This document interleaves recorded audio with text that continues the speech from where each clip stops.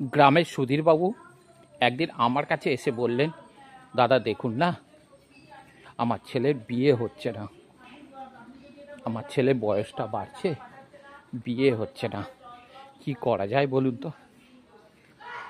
আমি অনেক চিন্তা ভাবনা করে বললাম যে এক কাজ করুন, আপনার ছেলের একটা বাসন মাজার ছবি, একটা জামা কাপড় কাচার ছবি, আর একটা রান্না করার একটা ছবি আপনি আমাকে দিন, তারপরে দেখুন কি হয়।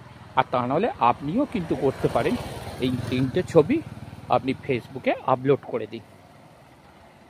আমার কথা মতো আপলোড করে দিল, সাথে সাথে পরের দিনই এসে গেল সম্বন্ধ, এসে গেল ছেলের বিয়ের। পরের দিন আমাকে এসে বলছে, দাদা আপনার কথা মতো আমি কিন্তু কাজটা করেছি, তা সম্বন্ধ এসে গেছে, পাকা কথা হয়ে গেছে। তাই বলছি, দেখলেন তো বিয়ে কিভাবে দিতে হয়, আপনারা আমার কাছ থেকে টিপস নেবেন।